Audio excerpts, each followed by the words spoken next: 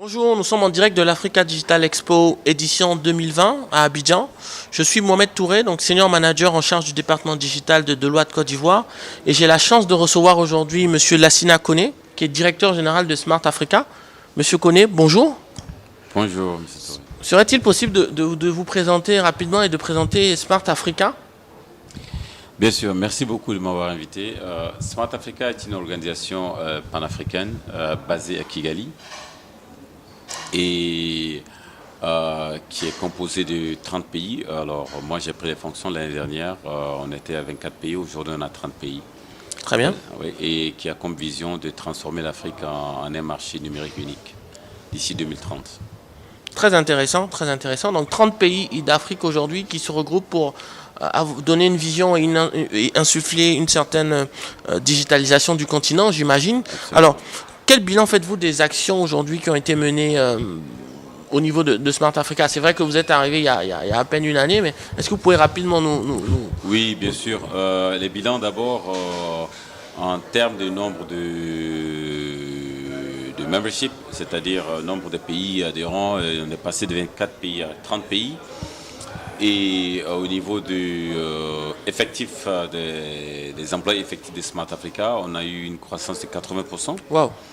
Et au niveau des partenariats avec le secteur privé, on a une croissance de 40%. Et au niveau aussi de la qualité des types de partenariats, aujourd'hui nous avons des partenaires au développement qui incluent notamment GIZ de l'Allemagne et puis aussi NORAD qui est l'agence norvégienne de développement. Et nous avons développé plusieurs partenariats très très stratégiques. Okay. Et au niveau des projets, il y a beaucoup de projets. Comme vous le savez,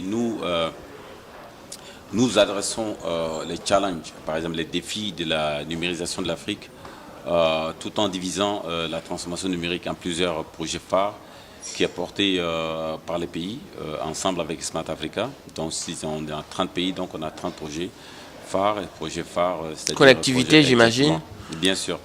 Donc ensemble, nous apprenons ensemble et puis nous les accompagnons. Donc par rapport au projet, si je peux parler aussi des progrès, par rapport au projet, nous avons plein de projets aujourd'hui qui sont en phase pilote. Notamment, je parle de l'identité numérique qui est, très bien.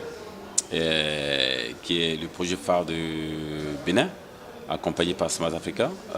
Il s'agit d'élaborer un framework de l'identité numérique interopérable au niveau des pays africains. Et comme vous savez, avec le lancement de la ZDK, la zone libre d'échange continentale, très bien. Il est impératif que les pays de la sous-région du continent puissent communiquer en matière d'identité parce que il s'agit de KYC qui est Know Your Customer, c'est-à-dire béninois, camerounais, tunisiens et tout ça. Donc le but de ce projet, c'est de permettre à un citoyen de la Tunisie avec son identité biométrique et numérique de voyager et passer pas par l'immigration, mais par le gate au niveau de l'aéroport. Ça, c'est le souhait, c'est le souhait de ce projet. En plus de cela, et nous avons choisi 3 pays comme pilote, qui est le Bénin, Ouais. et la Tunisie et puis le Rwanda. C'est pas par hasard parce que le Bénin fait partie de la CEDEAO et Rwanda fait partie des pays de l'Afrique de l'Est et EAC, East African Community, et puis l'Afrique du Nord qui est représentée par la Tunisie. Très bien, très intéressant. Donc ce qu'on retient, c'est que aujourd'hui vous avez lancé des pilotes dans certaines régions d'Afrique sur lesquelles vous allez tirer des enseignements et ensuite vous allez pouvoir déployer à l'échelle continentale. À l'échelle continentale. Très intéressant. Alors, quel regard aujourd'hui vous portez de la transformation digitale sur le continent? On voit qu'au niveau de plusieurs pays, il y a de nombreux projets qui sont mis en œuvre, projets de digitalisation de l'administration publique. Certains opérateurs aussi lancent des programmes de formation, d'accompagnement des populations. Au niveau de Smart Africa, quel est le regard aujourd'hui par rapport à toutes ces initiatives qui se font sur le continent? Merci beaucoup pour la question. En fait, nous, au niveau du Smart Africa, nous regardons dans l'ensemble. Et quand vous regardez les actions qui sont posées par le gouvernement, ainsi que le secteur privé, tout rentre dans le contexte des 5 piliers de l'économie numérique, qui est à savoir un gouvernement numérique, les entreprises numériques, l'infrastructure, et l'entrepreneuriat axé sur l'innovation, ainsi que la compétence numérique. Alors, vous voyez que les acteurs de cet écosystème, il y a un rôle essentiel qui est joué par le gouvernement, qui est par exemple la transformation du gouvernement, des services du gouvernement qui sont les e-services. Ça, c'est au niveau du premier pilier qui est les Government Connected ou alors Digital Government. Et en plus de cela, le gouvernement est responsable, dans le nouveau pacte social, d'orienter l'environnement réglementaire au niveau des entreprises pour encourager, inciter les entreprises à être numérisées. Alors quand on fait cela, on n'oublie pas aussi que l'infrastructure est très importante.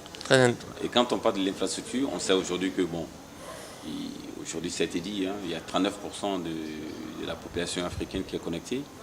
Il y a pratiquement 62% qui ne sont pas connectés. La vision de Smart Africa, c'est d'avoir 50% de connectivité d'ici 2025. Et nous avons les indices que nous suivons au niveau de chaque pays, chaque année, pour savoir exactement que nous sommes sur la bonne voie. Ça, c'est au niveau de l'infrastructure. Okay. Et quand on parle de l'entrepreneuriat axé sur l'innovation, ça, c'est dans le domaine des startups et des entrepreneurs. Et vous savez, dans le projet de Smart Africa, parmi les projets phares de la Tunisie, de Smart Africa, qui est porté par la Tunisie, qui est le Startup Act, qui est la législation pour les start-upers. Si. Alors, les labellisés. Donc, nous agissons dans ce cadre aussi.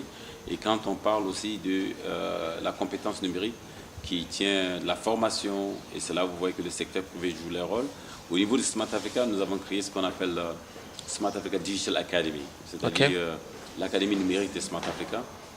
Il s'agit, comme on le dit en anglais, no one should be left behind, c'est-à-dire au niveau il s'agit des renforcements des capacités. Déjà, ça, c'est un projet phare qui est porté par Burkina Faso. Alors, dans ce cadre-là, nous balayons tout ce qui est renforcement des capacités pour les preneurs de décisions, renforcement des capacités en TIC par rapport aux femmes, par rapport aux jeunes filles, par rapport aux jeunes garçons, et ainsi de suite. Très bien, très bien. Ça me permet de rebondir. On a beaucoup parlé d'éducation et d'accompagnement. Aujourd'hui, est-ce qu'il existe des programmes spécifiques adressés aux populations rurales? Absolument. En fait, quand on dit l'Académie numérique de Smart Africa, ça inclut tout exactement. Parce que c'est que nous réalisons. En fait, le danger ou alors le challenge, c'est quoi exactement? Est-ce que vous savez que 85% des emplois de 2030 n'ont pas encore été créés? Alors, ça pose un challenge. Et quand tu regardes aujourd'hui, l'éducation en Afrique, ça a besoin de réformes. Réformes, c'est-à-dire, nous avons un fossé, pas seulement un fossé numérique, je parle de fossé de renforcement des capacités au niveau des citoyens lambda, qui n'est pas du tout numérique. Alors, nous procédons en ce moment dans ce programme de SADA, Smart Africa Digital Academy, c'est d'adresser l'alphabétisation numérique au niveau de la zone rurale. Très bien. Ça, c'est très important. L'alphabétisation numérique au sein de l'administration du gouvernement, parce que pas tous les fonctionnaires d'État ne sont pas équipés, par exemple, pour être des experts en numérique, mais apprendre le BABA pour pouvoir survivre en 2030, c'est très important. Et aussi, nous avançons rural, les administrations, et puis aussi les preneurs de décisions au niveau des ministres et des directeurs généraux. Très intéressant. Donc, on voit bien qu'on a le volet aussi bien secteur privé que secteur public qui est accompagné. Peut-être une petite dernière question sur les nouvelles technologies et la 5G. Comment aujourd'hui Smart Africa prépare le déploiement de la 5G sur le continent africain? La 5G, c'est une question très importante. Comment est-ce que nous préparons? Parce qu'il faut savoir aussi, il y a quelque chose qui est très important. La 5G, dans notre vision, il y aura des use cases. Parce que 5G, il s'agit vraiment de l'automatisation. Ce n'est pas juste une plateforme, une infrastructure qui va permettre les appels téléphoniques ou alors les appels data. Non. Ça va permettre au secteur privé, ça va permettre aux industries de s'octroyer des licences 5G et robotiser carrément la manufacture d'une certaine ligne de produits. Industrie 4.0. Exactement. Donc la 5G, il ne s'agit pas juste de la communication téléphonique, c'est tout un ensemble qui englobe tout. Les 5 ans à venir, il n'y aura pas de native 5G. Quand même, il faut dire que les opérateurs ils ont fait un bon boulot au niveau de l'Afrique en déployant les 4G. Et jusqu'à présent, il y a une grande partie de l'Afrique qui bénéficient seulement de 3G. Donc il y aura vraiment une combinaison de 3G, 4G et aussi de la 5G. Et la 4G, certainement, ça peut servir dans les backrolls, comme vous le savez. Au niveau des 5G, ça a besoin de beaucoup d'antennes, beaucoup de pylônes et tout et tout. Mais la 5G, c'est au-delà de tout ce que nous pouvons imaginer en matière d'automatisation et ça va au-delà de la communication en mobile et mobile. Monsieur Koné, merci. Merci beaucoup de m'avoir invité.